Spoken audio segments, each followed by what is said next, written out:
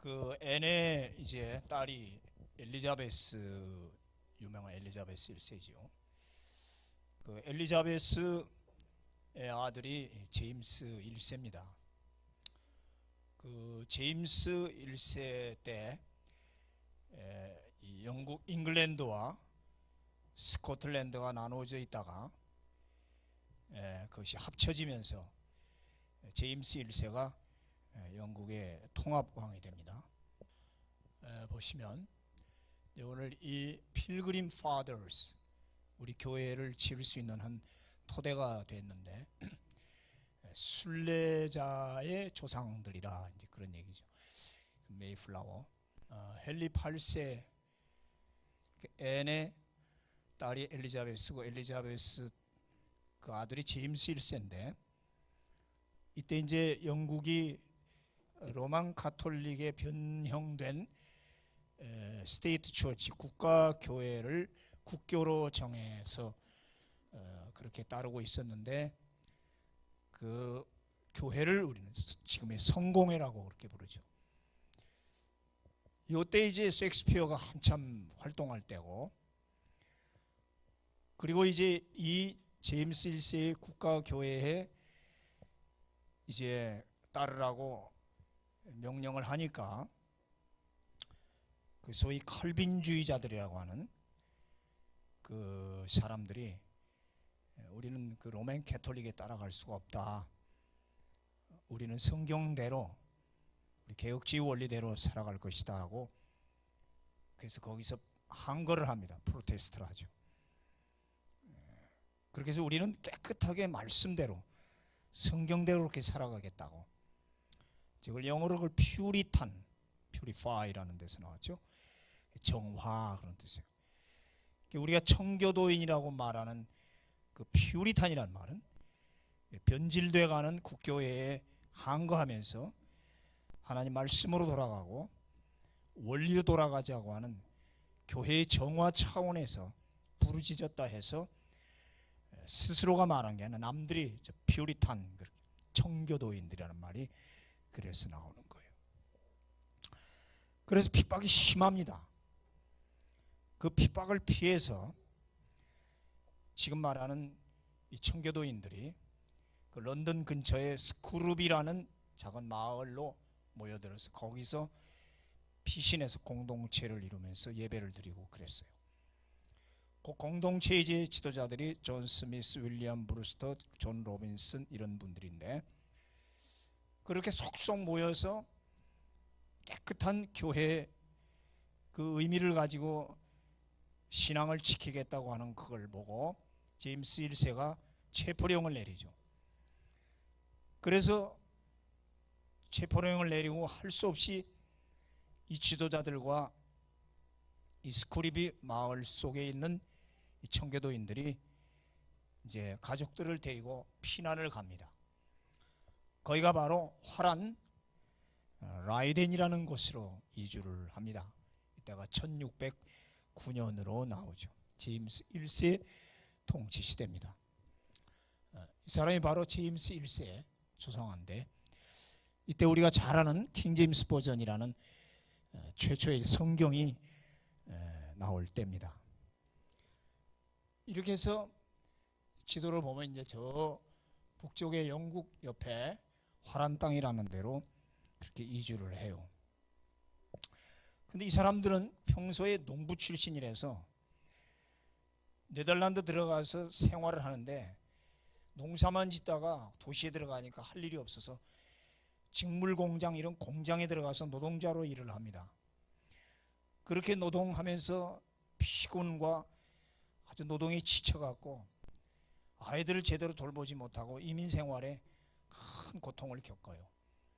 10년 동안 신앙의 자유를 찾아서 건너갔지만 너무 그냥 먹고 사는데 힘이 들어가지고 애들의 신앙과 교육을 방치해버린 바람에 한 10년쯤 되니까 이 자녀들이 자꾸 바깥으로 빠져나가고 방탕을 하는 거예요. 저도 이민 생활 19년, 17년을 해봤는데 아주 이민 생활에 제일 힘든 게, 매일 부모들은 먹고 살기 바빠 뛰는데 그 자녀들을 제대로 못 가르치고 교육을 못 시켰어.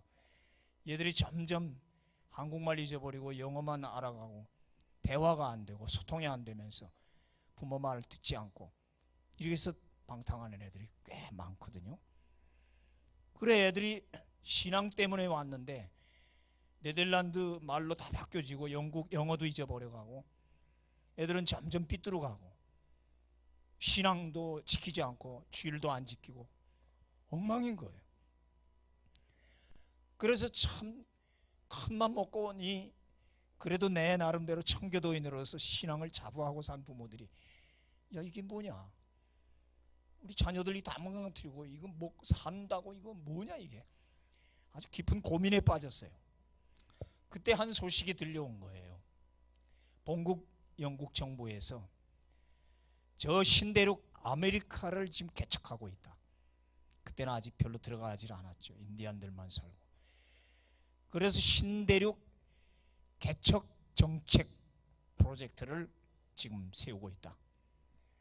거기는 어마어마한 자원이 풍부하고 모든 걸 갖춘 정말 적과 꿀이 흐르는 땅이다. 만약 그래서 이 식민지 개척 사업에 동참할 사람들이 있으면 신청해라. 그러면 그 신대륙 정착 보조금과 공유지 불화증을 주겠단 말이에요. 요새 귀농자들에게 무슨 정착금 대주듯이. 그래서 많은 사람들이 귀가 번쩍 띈 거예요. 신대륙으로 가자. 그래서 지금 네덜란드 이민 생활에 아주 심각한 고민을 하고 있던 청교도인들은 이 말에 귀가 번쩍 떼어가지고 이제 와서 본국 영국으로 들어갈 수도 없고 핍박 그 속으로 차라리 신대륙에 건너가서 마음껏 신앙의 자유를 누리고 그렇게 살자. 그래서 35명의 청교도를 중심으로 해서 신대륙 여행단 개척 멤버들이 형성이 되는 거죠. 그래서 먼저 타고 갈 배를 알아봤습니다. 배 하나 빌리는데 7,000파운드. 지금 우리 돈으로 한 1,000만 원 정도 되는데 그 당시는 어마어마한 돈이죠. 몇 억 될 거예요.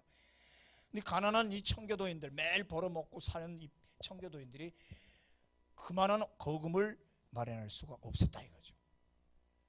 그때 한 청년이 등장합니다. 그가 나중에 이 아메리카 식민 정부의 지도자가 된 윌리엄 브래드포드라는 사람. 당시 나이는 30세쯤 됐습니다. 근데 이 사람 브래드포드는 물론 영국 사람입니다. 영국의 아주 부농, 큰 농장주의 자손으로 태어났어요.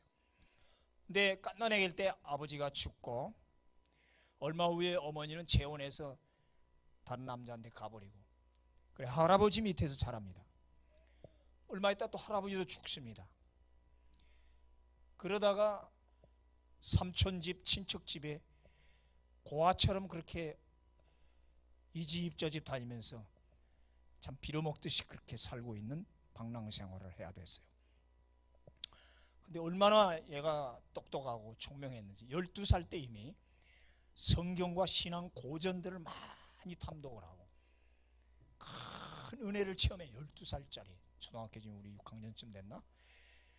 그래가지고 우연히 누구를 만났냐면 당시 청교도들 스크루비 마을에 사는 청교도인들 마을을 찾아가게 됩니다. 그래서 그 공동체에서 큰 감동을 받고 그냥 그 안에 들어가서 같이 사는 때가 17살 때 신앙 공동체로 들어가서 같이 신앙생활하면 거기서 사는 거예요.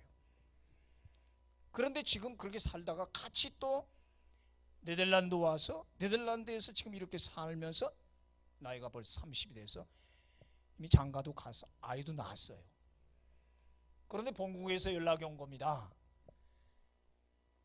이 브래드포드 가문에 상속자를 찾는데 이 브래드포드가 유산 상속자로 지명이 됐다. 와서 이 유산을 상속하라. 생각지도 않았는데 자기가 그 가문의 유산을 상속되는 상속자로 뽑혔다는 거죠. 그래 달려가서 유산을 정리하니까 많은 돈이죠. 그래서 뭐 앞뒤 잴 것 없이 그 돈 가지고 개척을 한 거예요. 이 돈 가지고 우리 배 사고 배 빌리고 정착하러 신대륙 갑시다. 야, 정말 그 위기에 하나님의 여호와 일에 예배하시면 믿습니까? 그래서 윌리엄 브래드포드라는 30세 이 친구가 딱 그 시기에 생각지도 않은 유산 상속을 받아가지고 고아로 돌아다녔으니까 생각도 안 했겠지. 그래가지고 이제 배를 빌리는 겁니다. 당시 이 신대륙 개척 프로젝트를 담당하는 회사는 버지니아 상인조합, 버지니아 컴퍼니라는 조합이었는데, 이들이 이제 이 청교도인들을 신대륙으로 정착시키는 모든 거, 배 가서 어떻게 정착하는 모든 수속을 담당해 주기로 하고 계약을 맺었어요. 당신들이 가면은 요거 두 가지를 우리에게 약속을 해라.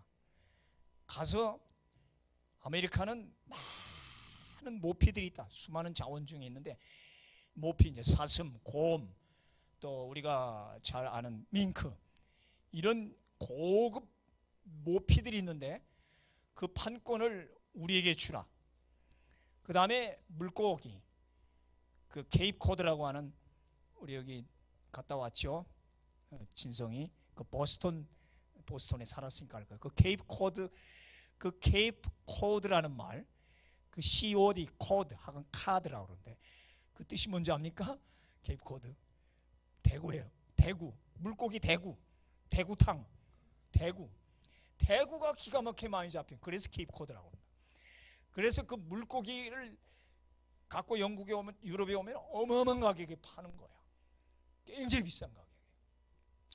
모피, 특히 대구, 이 모든 것을 우리에게 넘겨주고 이 백삭이나 다른 거에 모자란 건 우리가 충당을 하겠다. 이렇게 계약을 맺고 이제 출발하는 거죠. 이렇게 해서 아메리칸 드림의 꿈을 안고 이제 신대륙으로 떠난, 그래서 우리는 그들을 필그림, 순례자들, 종교 용어죠. 이 말은 그냥 단순한 여행자가 아니라 순례자들. 그래서 그 조상들을 우리는 필그림 fathers, 필그림 조상들이라. 그래서 배를 두 배를 이제 얻었습니다. 한 배는 메이플라워라는 이름을 가진 배요. 두 번째는 스피드웰, 문자 그대로 스피드웰, 빠른 속력이라, 속력을 낸다. 하나는 5월의 꽃, 또 하나의 배는 속력 쾌속정이라고 합시다. 스피드웰, 두 배를 마련했어요. 자, 이렇게 해서 이 영국 쪽에서 출발해가지고 이 신대륙으로 이제 건너가는 작전이 계획이 세워졌습니다. 다시 한번 보면 이렇게 영국에서 신대륙으로 건너가는 거죠. 1620년 7월 22일 드디어 당시 목사였던 저분 같아요. 존 로빈슨 목사와 35명의 필그림 여행자들이 그 라이덴에서 출발 예배를 드립니다. 이때 출발 예배 드릴 때 그 내용이 이제 나오는데, 그 이제 에스라서지요. 에스라서. 하나님이여 우리의 갈 길을 축복해 주시고 보호해 주옵소서라는 에스라서 8장 20절을 이제 설교를 했어요. 자, 그래서 이제 이 화란 라이덴에서 하고 런던 스크루비에서 두 군데 떠나는데, 런던 스크루비에서는 7월 15일 날 메이플라워가 사우스햄튼으로 가고, 라이덴에서는 그보다 늦은 7월 20일 날 스피드웰호로 사우스햄튼에 가서 둘이 만나기로 했어요. 그러니까 이민자들과 가족들, 남겨있는 런던 근처에 스크루비 공동체 사람들과 이미 이민 가서 10년 살고 있었던 35명의 필그림들하고 같이 두 배로 떠나서 사우스햄튼에서 만나, 거기서 이제 여행을 하자, 이렇게 된 거죠. 자, 당시에 이제 메이플라워를 보면은 이게 화물선입니다. 고기잡이 화물선이 돼가 상선이 돼 갖고 좀 더럽고 아주 냄새가 굉장히 나는 배라는 거예요. 길이 30m 뭐 크지도 않죠. 이거보다 조금 더 길까? 180톤. 뭐 요새야 뭐 수만 톤짜리 합니까? 노르웨이산 목조 화물선을 이제 대충 치우고 해가지고 그렇게 만드는 거예요. 그래서 메이플라워와 스피드웨이 두 호가 사우스햄튼을 출발을 합니다. 이렇게 해서 두 배가 대서양쪽으로 같이 나란히 나가는 거예요. 나간 지 8월 5일 날 출발을 하는데 나간 지 5일째 되는 8월 10일 날 스피드웨이 호에 문제가 생겼어요. 갑자기 물이 새는 겁니다. 물이 새니 어떻게 갑니까? 그래서 하는 수 없이 이건 더 못 가겠다. 다시 돌아가서 고쳐갖고 오자 해서 저 뒤에 이제 앞에 이제 메이플라워라 생각하고 이렇게 누가 그렸나 봐요. 뒤에 스피드웨이 물이 새니까 지금 뭐 침몰하기 직전이에요. 그래 돌아온 거죠. 그래서 다시 돌아간 게 한참 한 150km인가 200km 갔기 때문에 사우스햄튼으로 못 가고 가까운 다트모스라는 그곳으로 두 배가 다시 돌아와서 거기서 이제 수리를 하는 거죠. 돌아오는 데만 벌써 이틀이 걸렸다고요. 그래가지고 배를 수리하고 다시 한 열흘 후에 8월 23일 날 두 배가 이제 출발을 해요. 출발을 했는데 한 사흘 만에 또 물이 새는 겁니다. 근데 이미 한 300km를 갔어요. 그래 다시 또 돌아와야 되는데 그때가 8월 28일 이번에는 저 플리머스 항구로 들어간 거예요. 아까 다트모스에 있다가 300km 갔다가 다시 여기까지 올 수 없으니까 가까운 플리머스 항구로 들어가는 거죠. 저 플리머스가 이제 우리의 기억에 상당히 남는 그 동네입니다. 그래서 이 플리머스에서 배를 수리하는 거죠. 근데 이제 그쯤 되니까 보세요. 아까 7월 15일, 20일 떠났는데 지금 8월 28일이니까 한 달이 훨씬 넘었어요. 야, 징조가 안 좋다. 그렇죠? 웅성거리기 시작하는 거예요. 도대체 이런 배를 가지고 가다가 그 망망대 대서양 그 풍랑을 어떻게 헤치고 가냐? 이럴 수 없다. 야, 우리 뭐 잘못한 거 아닌가? 저는 우리 메이플라워가 와서 미국에 와서 뭐 한 얘기보다는 이 처음 시작할 때 이 시험들 보세요. 뭐 하나를 이루려고 하고 뭐 어떤 목적을 향해 갈 때는 얼마나 많은 시험이 있는지. 일찌감치 여름부터 시작했는데 9월 16일 출발할 때 9월 6일 출발할 때까지 한 두 달여 동안 얼마나 시험이 많은지 몰라. 이건 하나님 뜻이 아닌 것 같다. 불평하는 사람, 포기하는 사람 막 속출하는 거예요. 이탈자가 막 나오는 거예요. 배수리는 점점 길어져 가고 이제 시간은 벌써 9월 초가 돼버렸어요. 9월 초. 그러나 여기서 항해를 포기하면 올해는 넘어가고 다음에 떠나야 돼. 왜? 겨울바다는 위험하니까. 풍랑이 세고 겨울바다는 위험하니까. 사도행전에 나오는 유라굴로 광풍은 비슷한 거죠. 사도 바울의 말을 들었다면 괜찮을 뻔했는데. 그렇게 되면 어떻게 되냐 말이야. 이때까지 들어간 거금 엄청 돈을 투자했어. 물품 샀어. 식료품 많이 샀을 거 아니야. 먹을 거 한 두 달 먹을 거 다 샀다고. 두 달 꽤 뭐야. 거기 가서 정착해서 먹을 것까지 다 샀는데 이거 내년으로 가면 다 썩거나 다 망가지는 거야. 아메리칸들이 물거품이 된다는 거죠. 떠나기도 전에 큰 위기가 닥쳐온 거죠. 할 수 없이 필그림 조상들은 결국 스피드웰 그 배를 포기하기로 결정을 했습니다. 그리고 메이플라워 한 배로 가자. 근데 두 배에 나눠 타는 사람들이 한 거의 250, 300명이었답니다. 처음에. 그럼 한 배로 몰아타려면 이건 뭐 짐짝도 아니고 어떡해요. 그래서 대부분이 다 포기해버렸어요. 안 그렇겠어요? 이건 우리가 잘못 선택한 거다. 괜한 무모한 짓을 하는 것이다. 무모한 도전이라는 거죠. 그래서 남은 사람이 102명, 102명. 장차 이 숫자로 가지고 엠파이어 스테이트 빌딩 102층이 그래서 102층이 되는 거죠. 102명만 딱 남았어요. 근데 나중에 한 사실인데 이 스피드호가 진짜 고장난 게 아니래요. 이 못된 놈 선장이, 나쁜 선장이 그걸 수리해서 팔아먹으려고 괜히 새는 걸로 거짓말을 했대요. 이 순진한 필그림 완전히 사기를 당한 거죠. 하여튼 우여곡절 끝에 1620년 9월 20일, 9월 6일 우여곡절 끝에 메이플라워는 102명의 필그림을 태우고 이제 대서양으로 미끄러져 나갑니다. 여기 보시다시피 이렇게 스피드웨이를 하고 메이플라워가 사우스햄튼 갔다가 둘이서 가다가 고장나니까 다트머스에 있다가 또 둘이 가다가 또 고장나니까 플리머스 왔어.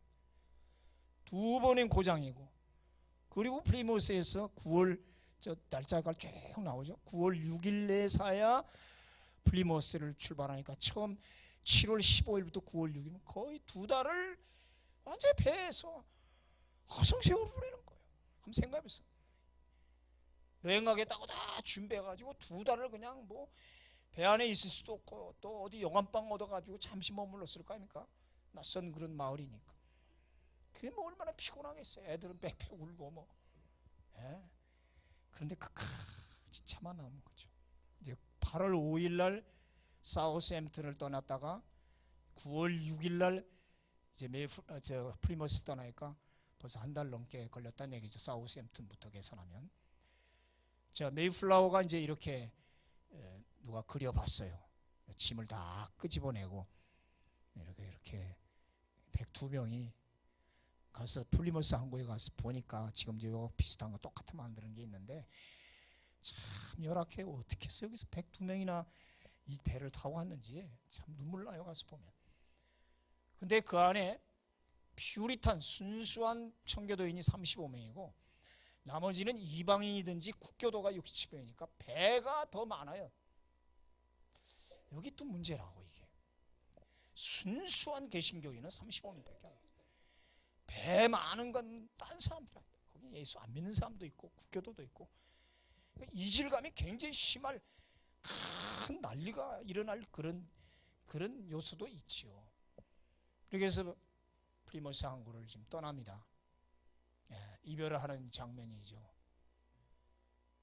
그리고 여기 보듯이 1620년 9월 6일 플리머스 출발할 때 승선자 102명, 선원은 따로 있으면 30명, 부인이 3명이 임신했고 배 안에서 아이를 낳아서 그 애 이름을 오시너스라고 그랬어요. 오시너스란 말은 대항이란 말이죠. 또 한 소년이 병으로 사망했고 선원도 1명 사망했습니다. 이 선원이 그렇게 불평하고 뭐하러 이런 어리석은 짓 하냐고 다 죽을 거다고 그렇게 불평하더니 결국 죽었다고 그러더라고요. 애들이 30명, 항해기간 총 66일이란 말이죠. 이렇게 해서 배가 이제 출발을 합니다. 자, 영국을 떠나서 아메리카까지 총 3,300km 66일간의 여행을 하죠. 처음엔 순풍으로 잘 갑니다. 그런 파도가 이제 점점 조금 세지기 시작하죠. 큰 풍랑이 10월 중순경에 대서양, 북대서양에서 엄청난 풍랑을 만나게 됩니다. 막 소용돌이 치고. 여기 보여요? 여기 사람 하나 빠진 거? 이 사람 이름이 존 하울랜드인데 재밌어요. 저 사람이 갑판에 어떻게 있다가 빠졌어요. 그래서 겨우 로프를 던져서 941생으로 끄집어내 삽니다. 이 존 하울랜드가 바로 이 필그림 35명 중에 한 사람인데, 이 사람이 나중에 교회에 큰 역할을 하고 아주 큰 이런 일꾼이 됩니다. 이 존 하울랜드의 패밀리 트리 가계도를 쭉 봤는데 와, 유명한 사람 많아요. 볼까요? 아담 스미스, 처칠, 루스벨트, 부시, 닉슨, 포드, 마릴린 monroe까지 바다에 빠졌다가 살아난 존 하울랜드의 자손들이래요. 재밌죠? 또 여기서 주방장 하던 사람이 나중에 지금 미국 가면은 햄버거 집이 하나 있어요. 잭 인 더 박스라고. 그 잭 인 더 박스의 조상이 거기 쿠커였다는 거죠. 아주 이런 얘기하면 재밌는 사람 많아요. 그런 얘기.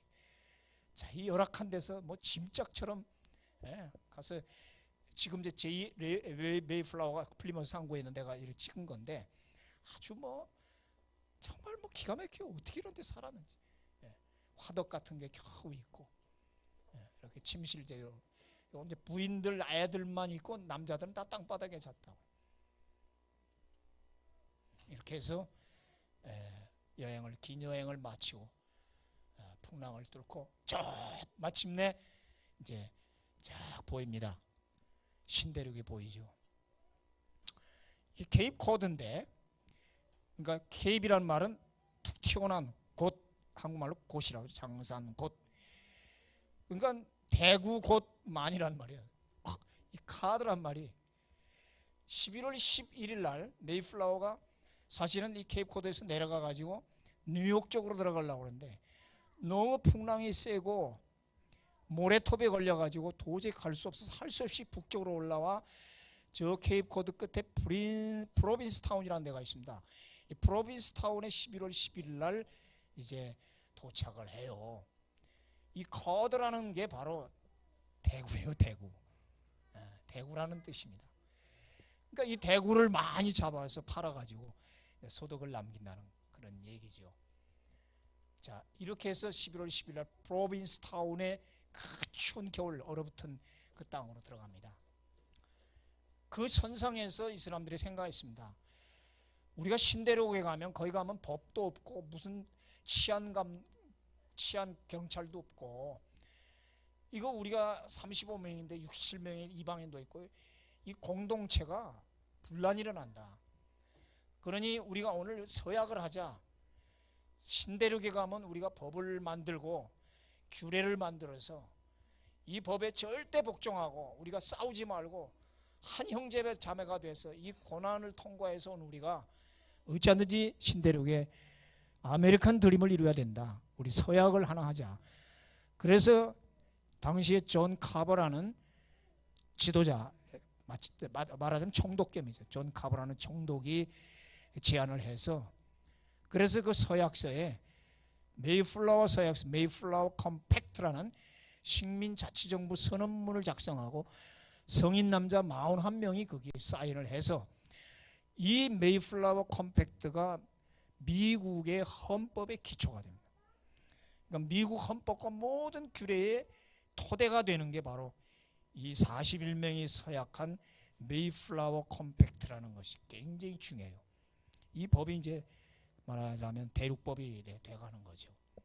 이렇게 프로빈스타운에서 11월 11일 도착했다 한 달 넘게서야 12월 16일 건너편, 바로 이 지금 지도니까 프로빈스타운에서 한 달 넘게 있다가 겨울을 지나고 탐험대를 보내서 12월 16일에야 플리머스 항구에 도착을 하는 거죠. 보스턴이 바로 저 위에 있어요. 그 유명한 보스턴이. 그러니까 여기서부터 이제 지금은 보스턴이 이제 큰 이민자들의 하나의 그 장소가 되죠. 이렇게 해서 11월 16일 날 메이플라워는 정박해 놓고 탐험대들이 이제 건너가는 거야. 아까 그 프로빈스타운에서 건너가서 본토인 그 플리머스 항에 도착을 해갖고 가니까 온 세상이 얼어붙었고 하얀 눈이고 추위가 말도 못해요. 그래서 어디에 정착할까 막 탐험을 하다가 12월 16일 날 드디어 입항을 하는데, 그렇게 탐험대가 돌아와서 그때 아까 말한 브래드포드, 그 사람 돈을 다 대줬던 사람, 그 사람이 탐험을 마치고 다시 프로빈스의 메이플라워로 돌아오는데 아내 도로시가 물에 빠져 죽었어요. 왜 그런지 모르겠어요. 실족을 했는지. 이제 30살짜리, 31살인가. 큰 꿈을 안고 재산 다 바쳐서 그렇게 아내하고 왔는데 아내가 탐험하고 돌아오니까 바다에 어떻게 실족해서 빠져 죽었다. 얼마나 기가 막힐 일이에요. 참 이런 죽고 다치고 어쨌든 눈물을 삼키고 12월 16일 플리머스 항구에 들어가서 이 얼음덩어리 속에 이제 정착을 해 들어갑니다. 이 추위를 뚫고 그 눈밭을 올라가죠. 그리고 하나님께 감사를 하는 거예요. 마침내 이 신대륙에 우리를 도착해 주시는, 그게 보십시오. 얼마나 기가 막힐 노릇입니까? 그리고 하나님께 감사의 예배를 드리는데 이때 그 밑이 큰 바위였답니다. 이 바위를 바로 플리머스 락이라고 그러는데 지금 플리머스 항구에 가면 이 바위가 쪼개진 게 지금도 남아 있어요. 1620년 바로 12월 16일 날 프리머스 바위 위에 올라서서 하나님께 감사 예배를 드리고, 그리고 이제 뭐 적당히 뭐 찾을 곳 찾아서 불 지피고 이제 움막 치고 살 길을 찾아 나가는 거죠. 그런데 이제 탐험 중에 이렇게 인디안이 또 이제 와서 딱 이렇게 보고 있잖아요. 그리고 그 다음 해 겨울이 지나고 1621년 3월 21일 날 메이플라워는 본국으로 돌아갑니다. 스미스 선장이 여러분 여기서 어떻게 살 겁니다. 먹을 게 있어. 얼어붙은 땅이고 인디안들 있고 돌아갑시다. 내가 배삭 안 받을 테니까 못 삽니다. 다 죽습니다. 돌아갑시다. 그렇지 않겠어요? 인간적인 판단. 근데 한 사람도 안 따라갔어요. 그냥 선장과 선원들만 혀를 끌끌 차면서 안 됐다고 다 돌아갔어요. 멀리 배가 떠나갑니다. 한번 심정으로 생각해봐. 이제는 뭐 아무 소망이 없어. 그래 떠나가는 배를 보고 망연자실해서 이제는 진짜 내가 타고 온 배를 다 불태워라는 미국 정신이 이제 여기 남는 거죠. 그리고 다시 한번 보면 1621년 봄 3월 20일 날 메이플라워는 영국으로 돌아갔고 남은 자는 51명. 그 한겨울을 지났는데 반이 죽어버렸어요. 102명 중에 반이 죽고, 워낙 가장이 24명이었는데 11명만 살고 부인이 18명, 5명 살고 아이들 10명, 그 청장년들 하인들 25명, 도합 이렇게 51명만 살았어요. 총여행 기간 5개월, 탐험 기간만 4개월 걸려요. 기가 막히죠. 그 102명도 지금 모자란데 반이 죽어버렸어요. 그런 속에서 저기들은 예배를 꼭 드리러 저렇게 성경책을 끼고 그 속에서도 예배를 드립니다. 기가 막히죠. 이 아메리카가 냉혹하게 그들을 맞이합니다. 당시 전염병이 돌아가지고 인디안 인구 150%가 다 죽어갑니다. 끔찍한 재앙이죠. 기록에 의하면 매덕 인구에서 한 6천만 명이 죽었다는 그런 보고가 있어요. 이런 전염병이 돌고 겨울이고 먹을 것도 없고 모든 게 악조건. 여기서 어떻게 살아남냐. 근데도 그래도 어떤 인디안들, 이게 이제 매사추세츠 인디안이에요. 지금 미국의 중심인 매사추세츠라는 말은 추장 이름이 매사소이트인데 그 추장 매사소이트 이름을 따서 매사추세츠라고 그렇게 이름을 쓴 거예요. 그 인디안 종족이 맞이하는 거예요. 근데 말이 안 통하는데 옛날에 영국에 잠시 노동하러 갔다가 영어 배운 애가 있었어요. 스쿼안토라고. 예. 또 그다음에 이 사모셋이라는 또 얘도 또 영어를 꽤 잘해. 그래가지고 자기 종족을 소개를 해서 저 메사소이트라는 추장하고 지금 이쪽 존 카버 브래드포드랑 이제 협상을 하는 거죠. 인디안하고. 그래서 둘이 잘 평화 조약을 맺어서 정착을 하기 시작합니다. 그래서 이제 집을 짓고 제일 먼저 세우는 게 교회죠. 가운데 교회를 세우고 그 다음에 이렇게 캐빈 통나무 집을 짓고 지금 가면 이제 그 유적들이 저렇게 남아 있어요. 플리머스 쪽에. 저런 데 살았어요. 인디안들 움막도 이렇게 문막같이 같이 그렇게 인디안처럼 그렇게 살기도 하고 저렇게 이제 음식을 장만하고 농사를 시작합니다. 감자 심고 또 인디안들에게 옥수수 심는 법 같은 것도 배우고 해서 이제 농사를 짓기 시작을 합니다.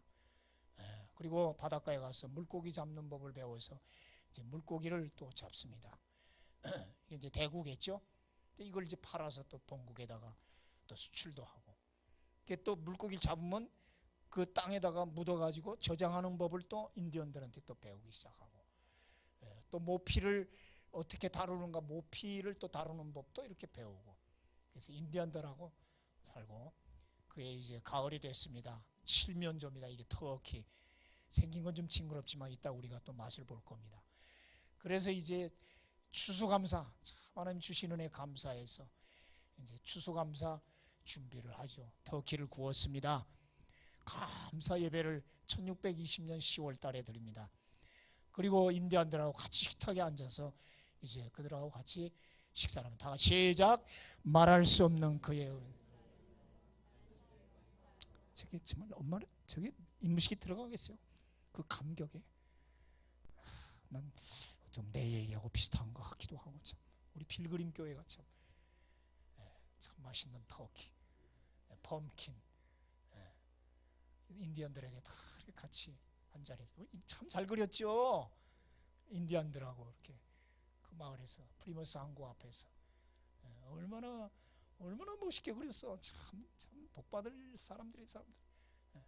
그래서 같이 손잡고 예배드리면서 찬양하는 거죠. 제2 메이플라워가 지금 그 항구에 지금 정박해서 그대로 만들었다고 해요. 한번 가보세요. 나중에 참 기가 막힙니다. 교회를 세웠습니다. 그 언덕에다가. 그리고 그 조상들의 무덤이 쭉 있습니다. 그냥 지금 한 300년 400년 됐죠. 다 낡았어요. 여기 브래드포드도 있고 존 카보도 있고 다 있어요. 저 낡은 이렇게 비석을 손으로 만지는데 참 눈물 나더라고요. 그래서 그 메이플라워 그 항구 도착했던 그 장소에 이렇게 바위가 쪼개져 남은 게 하나 있는데 여기다 1620년이라고 이렇게 써서 지금도 그걸 잘 보호하고 있어요. 이렇게 해서 이제 보스턴시가 세워집니다. 멋있는 우리 진성 씨는 지금 감격이 뭐야? 맞지? 보스턴. 지금 그리고 1620년 들어가서 15년 후에 하버드를 세우는 거예요. 존 하버드라는 분이 이분이에요. 존 하버드. 당시 막 결혼을 해가지고 1638년에 죽는데 2년 전 1636년에 들어가요. 늦지만 그 다음부터 막 계속 이민자가 들어가잖아요. 계속 들어갔는데 늦지막히 1636년에 아내하고 들어갔어요. 자기도 신세계로. 아마 이렇게 들어가서 그 공동체에서 사는데 목사님이에요. 저분이 젊은 목사죠. 그래서 보조 목사로 설교도 하고 이렇게 부목사죠. 지금 막 부목사로 일을 하는데 폐결핵에 걸렸어요. 그래서 간지 2년 만에 죽어요. 아내 남겨놓고. 근데 재산이 꽤 있었어요. 그래서 늘 이분이 하는 말이 기독교인들은 지식이 많아야 된다. 무식하면 안 된다. 배워야 된다. 배우긴 배우되 이 공동체를 앞으로 이끌어갈 목사를 배출해야 된다. 잘 들으시라고. 죄종을 키워야 된다. 여기서 신대륙 잘 먹고 잘 사는 게 축복이 문제가 아니라 죄종을 키워야 되는데 우리 신학교를 세우자. 그래서 자기 사제를 털었는데 그때 800파운드예요. 얼마? 내가 한 100만 원밖에 안 해요. 그러나 큰 돈 있어요. 그때 자기 사제 800파운드에다가 서재 책이 400권이 있어. 400권이면 아마 보통 집에 이렇게 둘러있는 책장 정도 돼요. 그러나 그때는 귀하죠. 그래서 책 400권하고 800파운드 재산을 가지고 학교를 세웁니다. 교수 하나, 선생님 한 분, 학생 8명. 아시겠어요? 하버드 대학이 선생 하나, 학생 8명으로 시작한 신학교가 오늘날 저렇게 위대한 하버드가 돼서 전 세계로 움직이고 미국의 모든 걸 움직이는 주도 멤버가 되잖아요. 사람들이 우리 아들도 입학하게 해달라고 요 발을 하도 달아가지고 잘 안 보인다. 반짝반짝 빛나요. 여기를 하도 만져서. 베리타스, 진리란 말의 진리, truth. 하버드의 바로 표어는 베리타스, 헬라 말입니다. 진리. 진리를 알지니 진리가 너희를 자유케 하리라. 그래서 그때 세워진 교회를 지금 좀 개축해서 잘 지어졌는데 하버드 중심가 안에 다 이렇게 교회가 세워지고 그리고 지금은 하버드 교수가 2,500에 학생이 2만 몇 명에 동문이 30몇만 명인데 얼마나 도네이션을 많이 하든지 벌어가지고 전 세계에 뭐 다 출산 상들 아닙니까? 세계의 아주 명인들은 유명 사람은 다 하버드 출신입니다. 그래서 지금 기금만 내가 보니까 한 30몇 조? 수십 조예요. 그렇게 축복을 받아간 거죠. 그러니까 그 존 하버드라는 31살 먹은 목사님이 죽어가면서 그렇게 자기 유산으로 세운 신학교가 지금은 신학이 많이 변질됐어요. 다른 건 다 좋은데. 그 다음에 얼마 있다가 예일대학이 세워집니다. 그러니까 신학이 좌경되고 자꾸 자유주의로 잘못되니까 거기 정통 필그림 그 신앙을 받은 사람들이 하버드 틀렸다. 다른 건 유명하지만 신학은 아니다. 그래서 새로운 신학교를 세운 게 예일 신학교. 그게 또 커졌어. 예일 신학교도 나중에 또 변질돼. 일반 대학은 잘 돼요. 뭐 MBA든지 뭐 다 의과든지 법대 다 잘 되는데 신학이 자꾸 변질돼. 옛날 청교 신앙이 버려지니까 또 교수님들이 나와서 이번에 프린스턴 대학을 또 세운 거예요. 한참 뒤죠. 1740년. 이 프린스턴 대학에서 그래도 신학이 잘 유지되다가 여기도 나중에 잘못되니까 거기서 나온 사람들이 세운 게 웨스트민스터 신학교라는 지금이 있습니다. 이렇게 해서 나중에 MIT까지 세워지죠. 그래서 이 보스턴은 이 필그림 파더스가 세운 이 보스턴은 이렇게 유명한 것만 해도 벌써 네 학교가 미국의 심장부로 들어가 앉아 있죠. 그래서 우리가 아는 첫 추수감사 주일 390년쯤 됐나? 이런 역사를 갖고 있습니다. 바로 오늘 결론입니다. 길었습니다만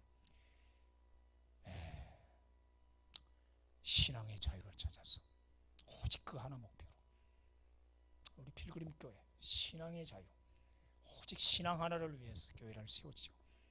그리고 예배를 드리고 이제는 영국 교회나 누구의 제자나 간섭 없이도 자유롭게 마음껏 찬양을 부르고 육체는 고달프고 힘들고 많이 죽고 병들고 다 실패한 것 같지만 그들의 영혼은 한없이 기뻤고 그 성령 충만 그 영성 깊은 그 신앙이 오늘날 미국을 저렇게 위대하게 만드는 큰 자산. 우리나라도 그런 분들이 세워서 오늘날 우리 한국교회도 이렇게 위대한 나라로 가는데 많이 지금 변질됐지만 이것이 바로 필그림 스피릿 청교도 정신입니다.